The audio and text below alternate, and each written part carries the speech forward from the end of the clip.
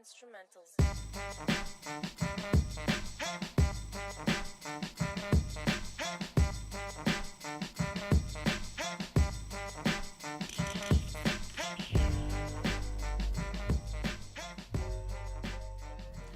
Hi, I'm Jennifer Winn. I'm running for mayor in Wichita. I am a small business owner, a mother of 4 children, a grandmother of 7 children.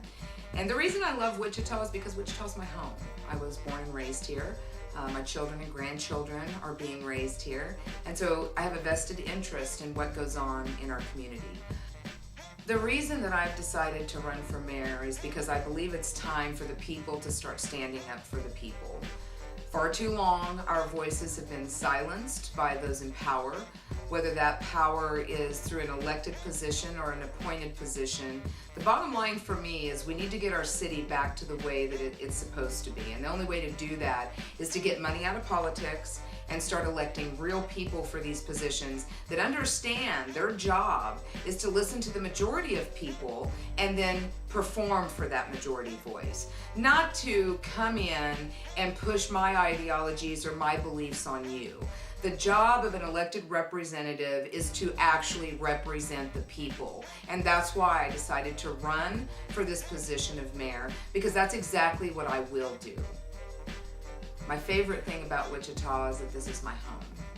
I enjoy working with the community. I enjoy the family atmosphere. And I do enjoy the fact that, everybody I know is here. So my favorite thing is that, we are real people. And for the majority, we understand what it's like to struggle. We understand what everyday life takes to survive. And we tend to stick together.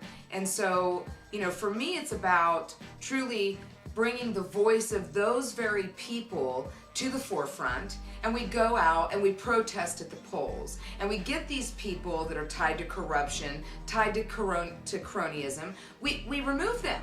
And the way that we do that is we go protest at the polls. We cannot make a difference holding signs. We've been doing that, and it's not working. It's not changing anything. No more transparency today than 3 protests ago. So what we've got to do is realize that we outnumber these people. We outnumber them 4 to 1. In the last primary for mayor, we had 395,000 people in this city, and only 17,000 went and voted.